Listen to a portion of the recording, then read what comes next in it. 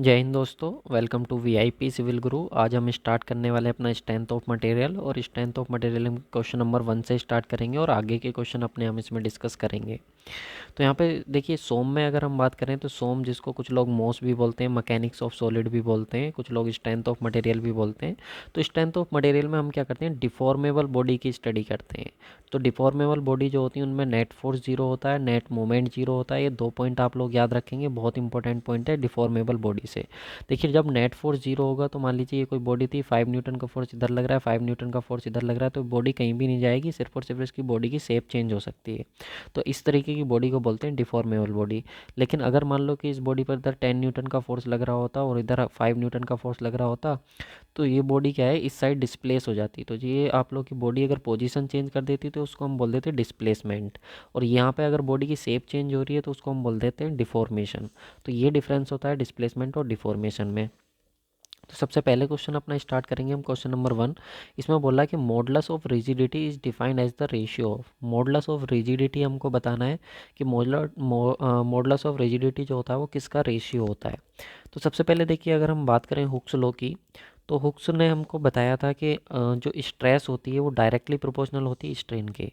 जो स्ट्रेस होती है वो डायरेक्टली प्रोपोर्शनल किसके होती है, स्ट्रेन की होती है, विद इन इलास्टिक लिमिट और up to the proportional limit. इस चीज़ को ध्यान रखेंगे, बहुत इंपॉर्टेंट पॉइंट है। एसएससी जेई का तो ये फेवरेट क्वेश्चन है, यहाँ से कई बार पूछा जा चुका है कि जो हुक्स लॉ होता है वो कहाँ तक वैलिड होता है। तो with in elastic limit valid होता है और अप टू प्रोपोर्शनल लिमिट वो वैलिड होता है। तो स्ट्रेस जो होती हैं वो डायरेक्टली प्रोपोर्शनल होती हैं स्ट्रेन के। तो यहाँ पे भी हमने हुक्स लॉ को फॉलो किया और हमने देखा जो शियर स्ट्रेस है वो डायरेक्टली प्रोपोर्शनल होगी शियर स्ट्रेन के। अब जब शियर स्ट्रेस है तो प्रोपोर्शनल का साइन हटाएंगे तो एक हम कांस्टेंट ले लेंगे जी, और यहाँ से कितना आएगा 5।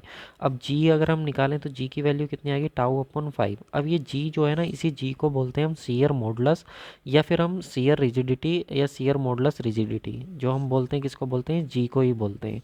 और यहाँ पे ये होता क्या है, तो रेशियो होता है किस किस का, शियर स्ट्रेस का और शियर स्ट्रेन का। तो याद रखेंगे शियर मॉडुलस क्या होता है, तो ये आप लोग का रेशियो होता है किस किस का, शियर स्ट्रेस और शियर स्ट्रेन का। तो सही आंसर क्या हो जाएगा, ऑप्शन नंबर बी बिल्कुल सही आंसर हो जाएगा। Shear stress to shear strain का रेशियो होता है आपका मॉडुलस ऑफ रिजिडिटी। अब देखिए, कुछ और पॉइंट होते हैं जैसे कि ई आई। ई आई क्या होता है हमारे पास, ई जो होता है वो यंग मॉडुलस होता है, आई जो होता है मोमेंट ऑफ इनर्शिया होता है। तो इन दोनों का जो प्रोडक्ट होता है उसको हम बोलते हैं फ्लेक्सुरल रिजिडिटी। ए ई, तो जहाँ पर ए जो होता है क्रॉस सेक्शन एरिया होता है बॉडी का, ई जो होता है यंग मॉडुलस होता है, इन दोनों का जो प्रोडक्ट होता है उसको हम एक्सियल रिजिडिटी बोलते हैं। और जहाँ पर जी जे, तो जी जो होता है शियर मॉडुलस होता है या मॉडुलस ऑफ रिजिडिटी होता है, और जी जो होता है, जे जो होता है आप लोग का पोलर मोमेंट ऑफ इनर्शिया होता है। तो इन दोनों का जो प्रोडक्ट होता है जी एंड जे का, इसको हम बोलते हैं टॉर्जनल रिजिडिटी। तो ये पॉइंट है कुछ इंपॉर्टेंट जो आप लोगों को याद रखने हैं, बहुत इंपॉर्टेंट है एग्जाम के पॉइंट ऑफ व्यू से। इससे आगे और आप लोग क्या याद रख सकते हैं, तो इससे आगे आप लोग देखिए, शियर मॉडुलस तो आपने देख ही लिया था कि शियर मॉडुलस जो होता है या मॉडुलस ऑफ जो रिजिडिटी होता है वो आपका shear stress to shear strain होता है। इसके साथ ही यंग मॉडुलस भी होता है। यंग मॉडुलस को हम ई से रिप्रेजेंट करते हैं, और ये जो होता है हमारे पास वो normal stress to normal strain होता है। वैसे ही बल्क मॉडुलस होता है, तो बल्क मॉडुलस को हम के से रिप्रेजेंट करते हैं, और ये हमारा normal stress to volumetric strain होता है। तो ये आप लोग को तीनों ही कॉन्स्टेंट याद रखने हैं, तीनों ही कॉन्स्टेंट बहुत ज़्यादा इंपॉर्टेंट है। इसके साथ ही देखिए, इन तीनों में रिलेशन भी होता है। ये जी है हमारा, ये ई है और ये के है, तो इनमें तीनों में रिलेशन भी होते हैं, और वहाँ से भी हमारे बहुत ज़्यादा क्वेश्चन पूछे जाते हैं। तो चलिए एक बार उन तीनों रिलेशंस को हम देख लेते हैं। देखिए, इंपॉर्टेंट रिलेशन की अगर हम बात करें तो there are some relation between E, G, K और म्यू। तो ई जो हो गया हमारे पास यंग मॉडुलस हो गया, जी जो हो गया हमारे पास शियर मॉडुलस हो गया या मॉडुलस ऑफ रिजिडिटी हो गया, के जो हो गया हमारे पास वो बल्क मॉडुलस हो गया। साथ में यहाँ पे अगर हम बात करें म्यू की, तो म्यू जो हो गया हमारे पास वो पॉइजन्स रेशियो हो गया। म्यू जो हो गया हमारे पास वो क्या हो गया, पॉइजन्स रेशियो हो गया। अब सर ये पॉइजन्स रेशियो क्या, आपने ई बता दिया, जी बता दिया, के बता दिया, तो देखो थोड़ा सा पेशेंस रखो, पॉइजन्स रेशियो भी आप लोगों को नेक्स्ट क्वेश्चन में अच्छे से एक्सप्लेन करूँगा। तो यहाँ पे देखो रिलेशन होते हैं, तो ये रिलेशन तीनों के तीनों रिलेशन वेरी वेरी इंपॉर्टेंट हैं, ठीक है। ये लगा लो कि क्वेश्चन यहाँ से पक्का छपेगा एग्जाम में, ठीक है, छपना तय है। तो ई की बात करें तो ई इजिकल टू 2G 1 प्लस के म्यू होता है, जहाँ पे ई आप लोग का क्या होता है, यंग मॉडुलस, जी क्या होता है, शियर मॉडुलस, म्यू क्या होता है, पॉइजन्स रेशियो होता है। फिर एक होता है आप लोग का ई में और के में रिलेशन होता है, तो जहाँ पे ई यंग मॉडुलस हो गया, के बल्क मॉडुलस हो गया, और म्यू आप लोग का पॉइजन्स रेशियो। तो ई इजिकल टू होता है 3K 1 - के 2 म्यू, ठीक है। साथ ही ई में के में और जी में, तीनों में रिलेशन होता है E is equal to 9kg/3k+g। तो ये फॉर्मूला आप लोगों को याद रखना। अब देखो कुछ स्टैंडर्ड वैल्यूज़ हैं जो आप लोगों को पता होनी चाहिए यंग मॉडुलस की। जैसे कि वुड का जो यंग मॉडुलस होता है वो कितना होता है, तो 0.12 इंटू 10⁵ Nm/mm² होता है। गिलास की बात करें तो 0.8 10⁵ Nm/mm² होता है। और कॉपर की अगर हम बात करें तो 1.17 इंटू 10⁵ Nm/mm² होता है। अब मुझे लगता है कि इससे ज़्यादा और इसके क्वेश्चन, इसके चारों तरफ के और क्वेश्चंस फ्रेम नहीं हो सकते। तो जितने भी क्वेश्चन एक क्वेश्चन के चारों तरफ के क्वेश्चन फ्रेम हो सकते थे वो सारे मैंने आप लोग के साथ कवर कर लिए। चलिए नेक्स्ट क्वेश्चन पे आ जाते हैं।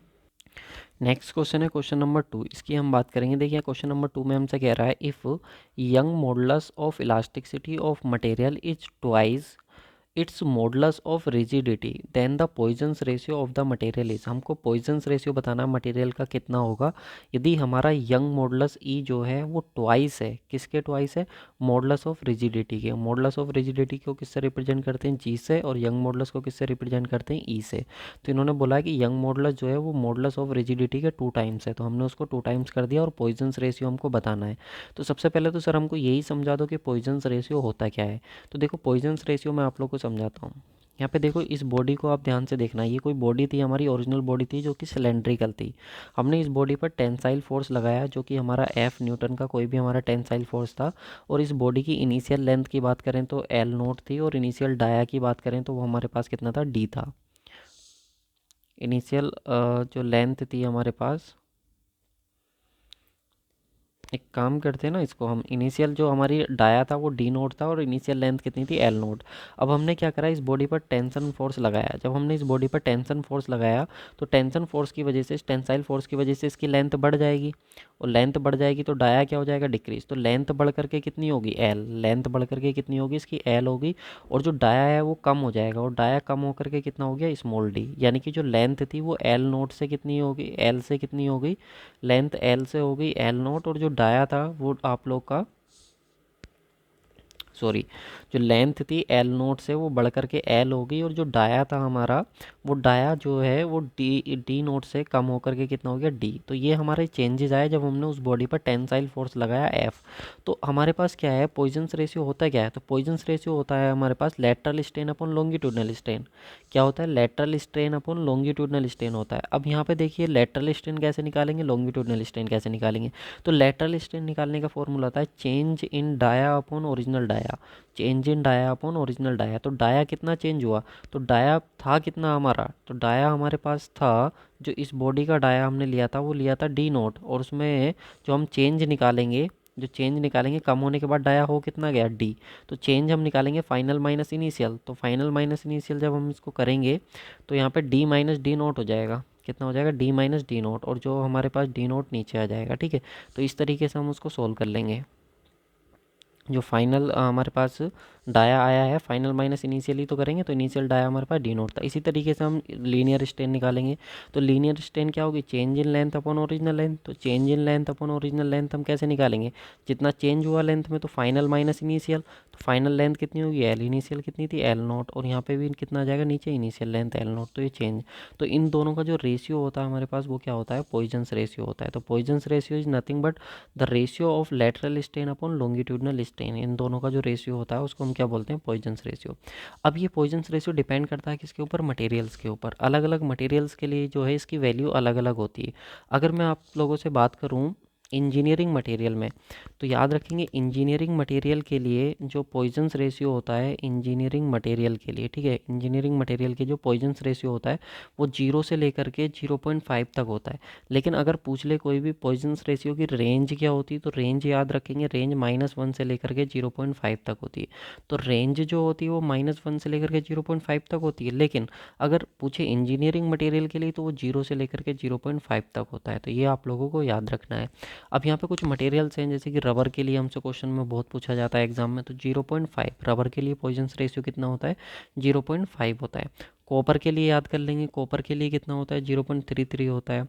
एल्यूमिनियम एलॉय के लिए याद कर लेना 0.33 होता है। तो ये कुछ इंपॉर्टेंट हैं जो आप लोग को याद रखने हैं, पॉइजन्स रेशियो। ठीक है, साथ में अब हम क्वेश्चन पे बात करते हैं। क्वेश्चन में हमें क्या गिवन था, तो क्वेश्चन में हमको गिवन था कि जो हमारे पास ई है वो कितना है 2 टाइम है किसके जी के। तो हमें मालूम है relation E is equal to होता है 2g 1 प्लस के म्यू, ये फॉर्मूला हमारे पास होता है, ये रिलेशन होता है, अभी हमने ऊपर देखा था क्वेश्चन में। तो ई की वैल्यू हमको 2g गिवन है, तो 2g 1 प्लस के म्यू। अब 2g से 2g कैंसिल हो गया 1 टाइम, तो 1 इज इक्वल टू 1 प्लस के म्यू। तो म्यू की वैल्यू निकालेंगे तो कितना आ जाएगा 0। तो म्यू की वैल्यू 0 आ रही, तो सही आंसर क्या हो जाएगा, ऑप्शन नंबर डी बिल्कुल सही आंसर हो जाएगा। जो पॉइजन्स रेशियो होगा उसकी वैल्यू कितनी होगी, तो 0 होगी। ठीक है, आई होप आप लोग को ये क्वेश्चन क्लियर हुआ होगा। चलिए नेक्स्ट क्वेश्चन पे हम आ जाते हैं। नेक्स्ट क्वेश्चन है क्वेश्चन नंबर 3 हमारे पास। इसमें कह रहा है कि limit of proportionality depends upon, जो लिमिट ऑफ प्रोपोर्शनलिटी होता है वो किसके ऊपर डिपेंड करता है। ये 4 ऑप्शन हमारे पास हैं, इन चारों में से हमको बताना है। तो सबसे पहले हम बात करते हैं हुक्स लॉ की। तो देखिए हुक्स लॉ आप लोगों को मालूम है कि हुक्स ने क्या कहा था, कि हुक्स ने अपना एक लॉ दिया था कि जिसमें बोला था कि स्ट्रेस जो होगी वो डायरेक्टली प्रोपोर्शनल होगी स्ट्रेन के। और जब हम इस डायरेक्टली प्रोपोर्शनल के साइन को हटाते हैं तो एक कांस्टेंट ले लेते हैं और वो आ जाता है हमारे पास ई।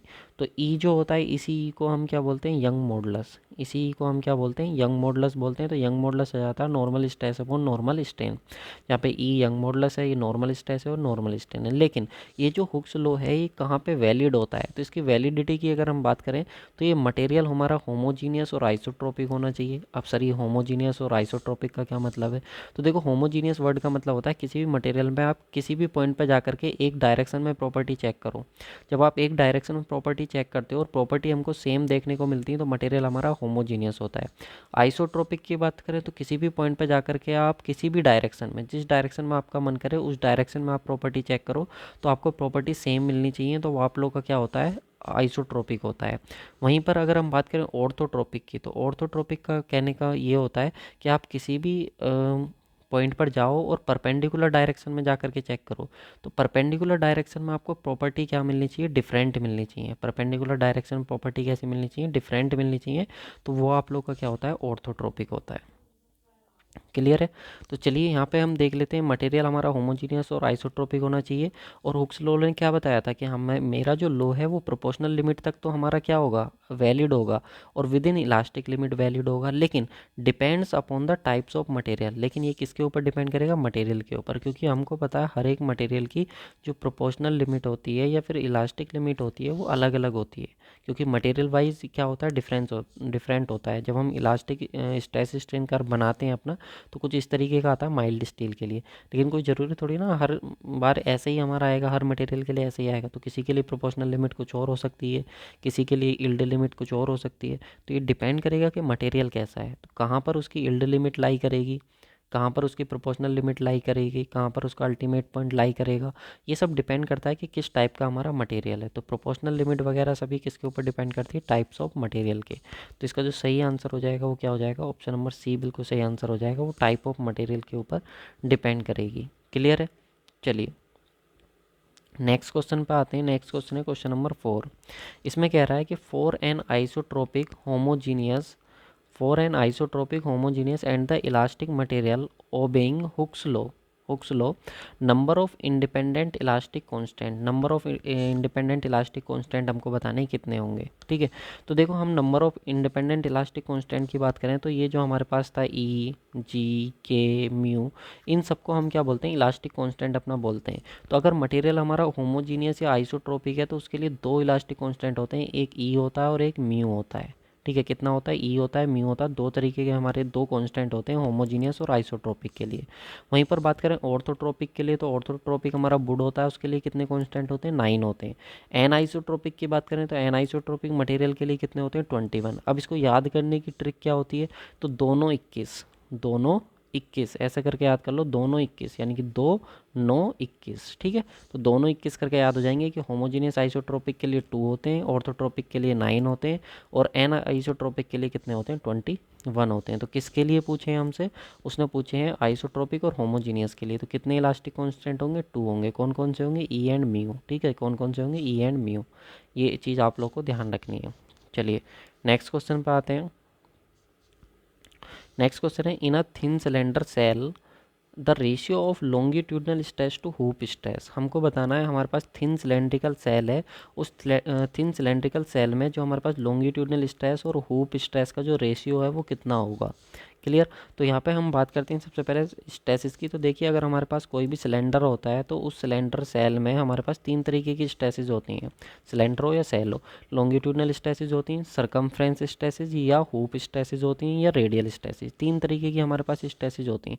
लेकिन अगर बात हो थिन सिलेंडर की, तो थिन सिलेंडर में हमारे पास जो रेडियल स्ट्रेसिस होती हैं वो जीरो होती हैं, और थिक सिलेंडर में हम इसको ये हमारी एग्जिस्ट करती हैं, इनकी कुछ ना कुछ वैल्यू हमारे पास होती है रेडियल स्ट्रेसिस की। तो याद रखेंगे हमारे पास तीन तरीके की हमारे पास स्ट्रेसिस होती हैं, लॉन्गिट्यूडनल स्ट्रेसिस, सरकमफ्रेंशियल और रेडियल। अब यहाँ पे क्वेश्चन में अगर हम बात करें तो सिलेंडर के केस में, जो कि हमसे क्वेश्चन में कहा थिन सिलेंड्रिकल सेल है हमारे पास, तो इस केस में हमारे पास जो लॉन्गिट्यूडनल स्ट्रेस हो जाएंगी, लॉन्गिट्यूडनल स्ट्रेस हो जाएंगी PD/40, और हुप या जो सरकमफ्रेंशियल स्ट्रेसिस हैं वो हमारे पास हो जाएंगे PD/2T, जहाँ पे P जो हो जाएगा वो आप लोगों का लोड हो जाएगा, D डाया हो जाएगा, T जो हो जाएगी वो थिकनेस हो जाएगी। अब इन दोनों का रेशियो हमसे पूछा है, लॉन्गिट्यूडनल का और होप का, तो दोनों का रेशियो जब आप निकालोगे तो सब कट फिट का कितना आ जाएगा, 0.5 आ जाएगा। तो इसका जो सही आंसर हो जाएगा आप लोग का वो कितना हो जाएगा, ऑप्शन नंबर ए बिल्कुल सही आंसर हो जाएगा, 0.5। ठीक है, थिन सिलेंड्रिकल सेल की उसने हमसे बात की है। ठीक है, आई होप आप लोग को क्लियर हुआ होगा। इसका सही आंसर जो हो जाएगा वो क्या हो जाएगा, ऑप्शन नंबर ए बिल्कुल सही आंसर हो जाएगा।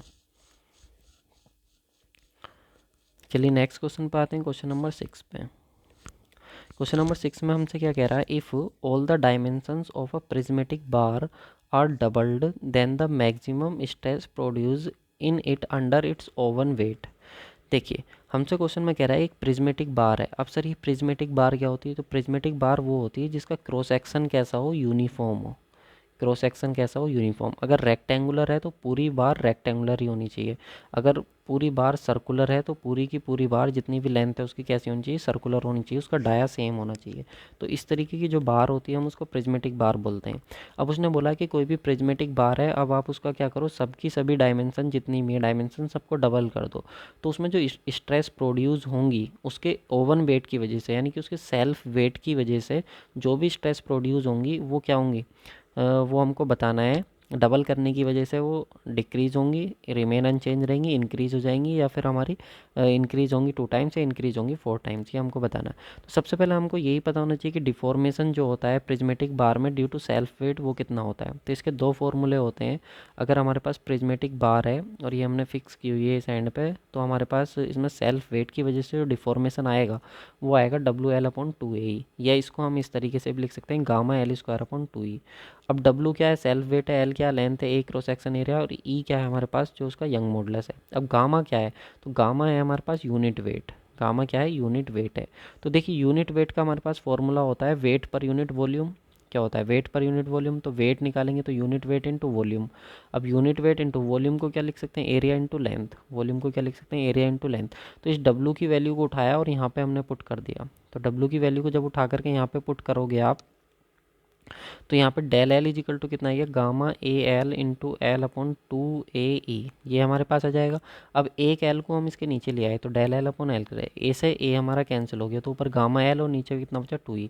डेल L/L क्या हो गया, स्ट्रेन। क्या हो गया, स्ट्रेन। और 2E है तो E हमारा इधर डिवाइड में, इधर कहाँ चला जाएगा, मल्टीप्लाई में। तो इधर आ गया स्ट्रेन इंटू E और गामा L/2। अब देखिए स्ट्रेस हमारा, हमको मालूम है स्ट्रेस क्या हो जाएगा, स्ट्रेन इंटू यंग मॉडुलस, क्योंकि हमको मालूम है ना यंग मॉडुलस कितना होता है, स्ट्रेस इंटू स्ट्रेन। तो यहाँ से स्ट्रेस कितना हो जाएगा, इन दोनों का प्रोडक्ट हो गया Γ/L/2।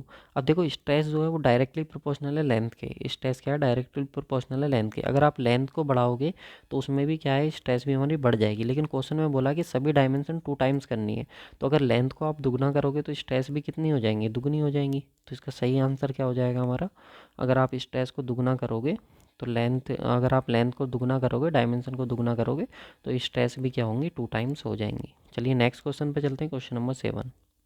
चलिए नेक्स्ट क्वेश्चन है क्वेश्चन नंबर 7। इसमें हमसे क्या कह रहा है, क्वेश्चन नंबर 7 में हमको रिलेशनशिप बताना है ई में, जो कि यंग मॉडुलस है, बल्क मॉडुलस और पॉइजन्स रेशियो में रिलेशन बताना क्या होगा।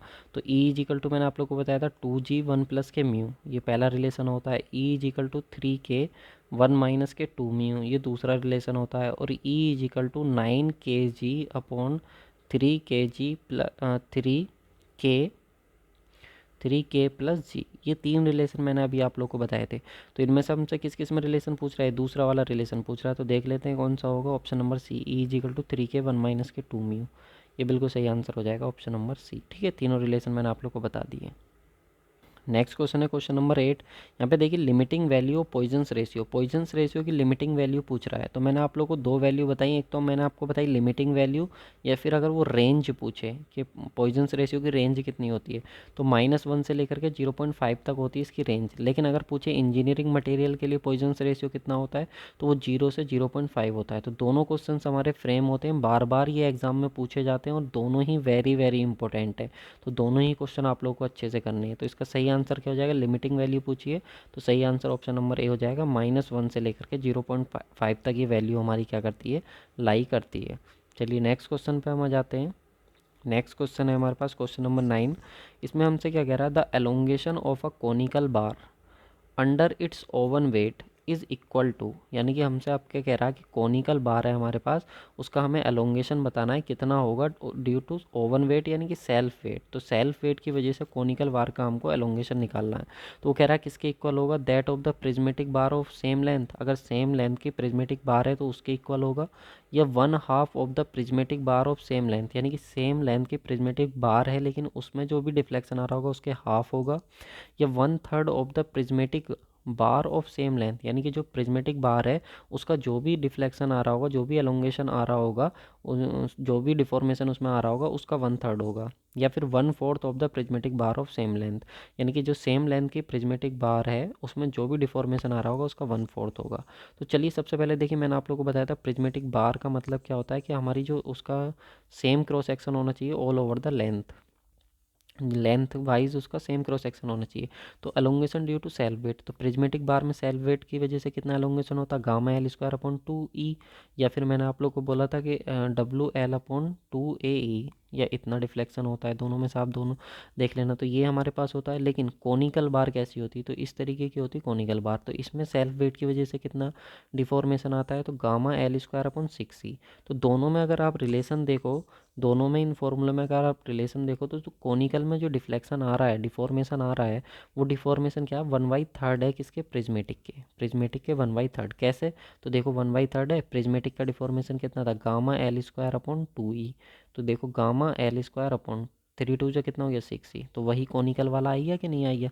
तो कोनिकल वाला जो होगा वो कितना होगा, 1/3 होगा। किसका 1/3 होगा, 1/3 होगा प्रिज्मेटिक बार के डिफ्लेक्शन का। तो सही आंसर जो हो जाएगा इसका वो क्या हो जाएगा, ऑप्शन नंबर सी बिल्कुल सही आंसर हो जाएगा। ठीक है, चलिए नेक्स्ट क्वेश्चन पे हम आते हैं। Question number 10। इसमें कह रहा है if a material has identical properties in all direction, all direction में उसकी आइडेंटिकल प्रॉपर्टीज़ हैं, इट सेट टू बी, उसको हम क्या बोलेंगे, तो उसको हम आइसोट्रोपिक बोलेंगे। उसको हम क्या बोलेंगे, आइसोट्रोपिक। तो देखिए होमोजीनियस क्या होता है हमारे पास, होमोजीनियस क्या होता है, एक पॉइंट पे जा करके आप एक डायरेक्शन में प्रॉपर्टी चेक करो तो सेम मिलनी चाहिए। आइसोट्रोपिक का मतलब क्या होता है, किसी भी पॉइंट पर जा करके आप किसी भी डायरेक्शन में प्रॉपर्टी चेक करो तो वो क्या मिलनी चाहिए, सेम मिलनी चाहिए, यानी identical properties in all direction. लेकिन ऑर्थोट्रोपिक का मतलब क्या होता है, ऑर्थोट्रोपिक का मतलब होता है कि आपको परपेंडिकुलर डायरेक्शन में अलग अलग प्रॉपर्टीज़ मिलनी चाहिए, डिफरेंट प्रॉपर्टीज़ इन परपेंडिकुलर डायरेक्शन। तो वो क्या हो जाता है, ऑर्थोट्रोपिक हो जाता है। ऑर्थो का मतलब ही क्या होता है, परपेंडिकुलर, और ट्रोपिक का मतलब क्या होता है, डायरेक्शन। ऐसी आइसो का मतलब क्या होता है, सेम, और ट्रोपिक का मतलब क्या होता है, डायरेक्शन, यानी कि सेम हमें प्रॉपर्टी मिलनी चाहिए हर एक डायरेक्शन में, वहाँ पे देखते हैं। तो ठीक है, इस तरीके से होता है।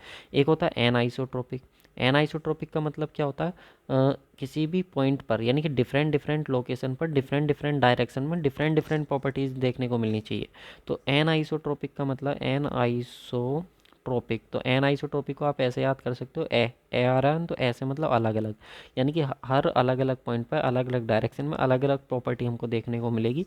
तो वो हमारे पास क्या होता है, एन आइसोट्रोपिक होता है। तो इतना ही आप लोग के लिए इसमें क्या है, काफ़ी है। इसके बाद देखिए सारी चीज़ें मैंने आप लोगों को बता दी। तो एक इंपॉर्टेंट अनाउंसमेंट ये देख लो, तैयारी जीत की नाम से हमारा बैच चल रहा है, जिसमें गुप्ता एंड गुप्ता बुक का कंप्लीट सॉल्यूशन आप लोगों को मिलेगा, डिटेल एक्सप्लेनेशन, इमेज कॉन्सेप्ट की हेल्प से इमेज वगैरह देखने को मिलेगी, जिसमें हमारे 8 सब्जेक्ट कंप्लीट हो चुके हैं और 3 सब्जेक्ट हम अपने फरवरी में कंप्लीट कर लेंगे। स्ट्रेंथ ऑफ मटेरियल हमारा building material, surveying, irrigation, fluid mechanics, highway, railway और कंस्ट्रक्शन टेक्नोलॉजी, ये सब्जेक्ट हमारे कंप्लीट हो चुके हैं एप्लीकेशन पर। हमारे एप्लीकेशन का लिंक मैंने आप लोग को डिस्क्रिप्शन बॉक्स में दिया हुआ है, या फिर प्ले स्टोर पे से भी आप वीआईपी सिविल गुरु के नाम से एप्लीकेशन डाउनलोड कर सकते हैं।